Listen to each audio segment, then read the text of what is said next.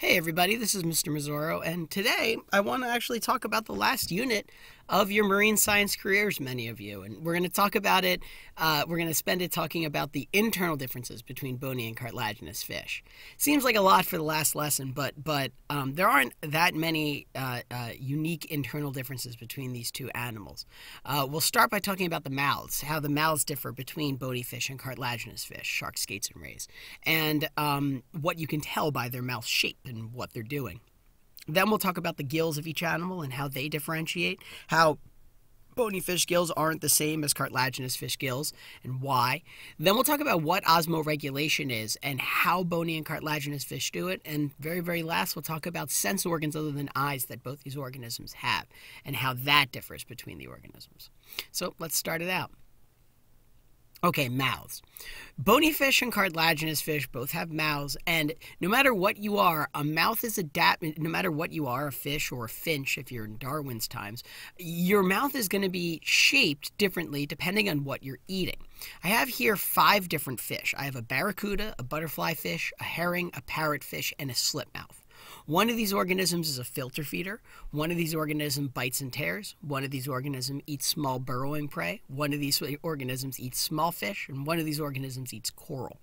So let's try to figure it out. Filter feeder. To be a filter feeder, you need a big, wide mouth that can open and take in lots of water. And that fits the herring's definition, right? Herring has this big mouth that can open basically the entire width of its body, take in lots of water, pass it over its gills. Next, biting and tearing. Pretty easy. This is the barracuda, right? It has those teeth inside of its mouth that are adapted to bite and tear whatever fish it gets its teeth into. Small burrowing prey. That would be the butterfly fish. This whole thing isn't a mouth. In fact, its mouth is just a very small opening at the end of this long bill, and that's what allows it to eat burrowing prey, organisms that are buried inside other substrates like coral or sand. Small fish. This is the slipmouth, right? An organism whose mouth can get a little bit bigger and kind of come out and inhale fish. And last, we have coral, which is rock, which is why it's a parrotfish. It actually has a beak. So, what's the takeaway?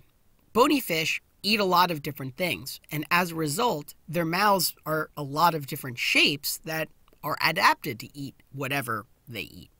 You can't say, really, that a bony fish eats one thing, or look at all the bony fish mouth shapes and say, oh, all bony fish eat these one things, because it's not true. They eat a large variety of things, and their mouths are going to have a variety of shapes as a result. Sharks. Great white shark is the only one. It's the only time I'm ever going to show you it. So there's the great white shark's mouth. What is it adapted to do? Bite and tear, right? Then we also have these guys. These are cartilaginous fish, whale sharks and basking sharks that have, again, these big, wide mouths and underdeveloped teeth, and that's because they are filter feeder. The largest fish in the ocean, basking sharks and whale sharks, eat food that's lower on the food web, which, if you remember, is more energetic. So what's the takeaway overall, right? Sharks generally biting, tearing, other than filter feeding organisms like basking sharks and whale sharks. But still, no matter what we're talking about, bony fish and cartilaginous fish, the diet of its mouth, the diet of the fish can be explained through its mouth shape. If you want to know what a fish eats, look at its mouth. Is it eating something that needs to bite and tear into? Is it eating rock? Is it a filter feeder because it has a very large mouth? You can find all that out just by looking at its mouth shape. Okay, on to respiration. The big difference between bony fish and cartilaginous fish is whether the organism can inhale and exhale, or whether the organism has to be effectively swimming forward in order to pass water over its gills. In other words, whether the organism can actively pass water over its gills or whether the water goes over its gills passively. Cartilaginous fish's respiratory system is less advanced because they have no way of actively passing water over their gills. They have to swim forward with their mouth open or their sphericals open to let water into their body, which flows over their gills. This is actually the birth of the myth that sharks have to keep swimming in order to breathe. That's actually not true. Smaller sharks can sit on the bottom with their mouth open in high current water. But what is true, and what the impetus of that myth really is that these organisms, cartilaginous fish, don't have any gill covers or peculums. So they can't pass water over their gills actively. They need to actually move forward or sit in a high current area in order to get fresh breaths of water. Bony fish have gill covers, and by opening and closing their mouth in tandem with their gill covers, they can suck water in through their mouth and force it over their gills. Therefore, they don't have to swim forward or sit in high current areas in order to breathe. They can actively pass water over the gills, whether they're swimming up, down, left, right, or side to side. Sharks, less advanced, passive respiratory system.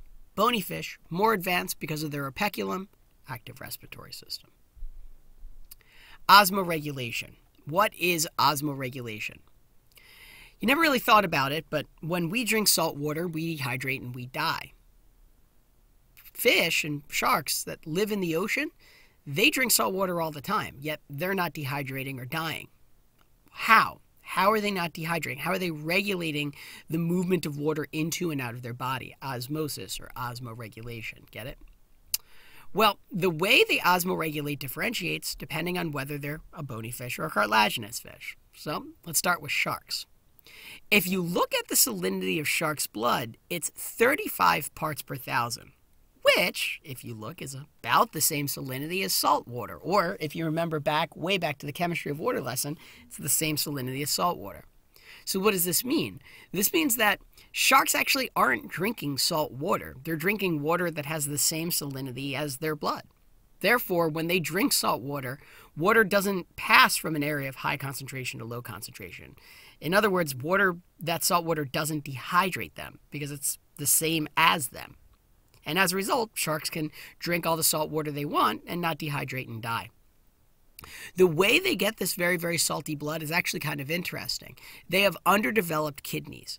And as a result, those kidneys retain a lot of urea, which is the active chemical in urine. But instead of actually excreting it, it's retained inside their blood.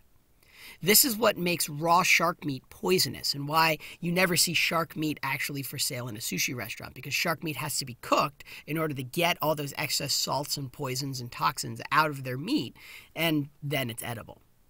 It's also the reason why shark doesn't really taste very good if it's prepared very badly. In fact, it has an ammonia smell, urea, ammonia, right? And it often is described as tasting like, well, pee. So there you go. Now, bony fish are different. Bony fish's blood is about the same salinity as our blood, 14 parts per thousand.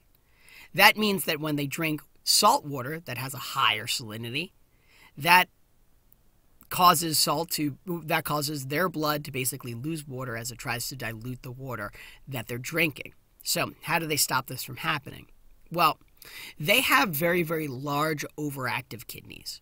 And these large overactive kidneys can basically filter out this excess salt. Their kidneys are just much larger per size than ours. And as a result, whereas ours would go into overdrive and then eventually shut down if we drank salt water, theirs don't. Last but certainly not least, there's sense organs. Bony fish and cartilaginous fish both have eyes, but the big difference between bony fish and cartilaginous fish is whether they have lateral lines or what are known as ampullae of Lorenzini. Lateral lines are what bony fish have. I've talked a little bit about them when I talked about sense organs earlier in this chapter, but basically lateral lines are just sensitive to pressure. It's what allows a fish to sense that there's something right over here even though it can't see it with its eye. It's sort of like an ear in that it senses pressure waves, but it's not really hearing, it's just sensing that something's near it. Cartilaginous fish have lateral lines, but they also have a secondary organ, what are known as ampullae of Lorenzini. These are very, very interesting. They're actually sensitive not to pressure, but instead electrical signals that are let out by a fish's nervous system, stuff like its heartbeat or its brain. As a result, even though a fish can be hiding underneath the soil, sharks can still sense that fish because it senses its heartbeat in the water, or the electricity that its heartbeat is given off in the water. This is also the reason why sharks can why sharks often bite shark cages when they're in the water. That's not because they're vicious and they're trying to get at the person that's inside the shark cage. The reason they bite the shark cage is because that metal in the water sends off a small electrical signal, and the sharks basically read that electrical signal like a gigantic heart in the water. That's why they bite it. So that's it. Basically the internal anatomy, down and dirty, of bony fish and fish whose skeletons are made out of cartilage: sharks, skates, and rays. The mouths of both bony fish and cartilaginous fish are different. Bony fish vary wildly depending on what they eat. Cartilaginous fish usually biting and tearing, but it could also be filter feeding and basking sharks and whale sharks. But the bottom line to mouth shape is that the mouth shape is basically dependent on the diet. You can look at a mouth shape and determine the diet of either a bony fish or a cartilaginous fish. Then we talked about the gills of the organisms, how bony fish can breathe actively. They can actively pass water over their gills because they have operculum, whereas cartilaginous fish don't have operculum. They have external gill slits, so they have to be moving forward with their mouths open or spiracles open in order to pass water over their gills, or they have to sit in high current areas in order to pass water over their gills. We talked about osmoregulation, how fish, sharks, and bony fish drink salt water without dehydrating. Cartilaginous fish have salty blood. Bony fish have large overactive kidneys that can actually help filter out that water without killing the animal. And last, we talked about the difference in sense organs between bony fish and cartilaginous fish. Both of them have lateral lines that are sensitive to pressure, but cartilaginous fish have ampullae of Lorenzini, which are sensitive not to pressure, but to electrical signals given off by prey's nervous system. They can actually see and feel an organism's heartbeat in the water. Not unlike a metal detector, only a fish detector, a prey detector. So that's it for this lesson, and that's actually it for not only this chapter, but also this entire class. And I hope you enjoyed it. I hope you found it informative. I hope someone listens to it. And that's it. Thanks, guys.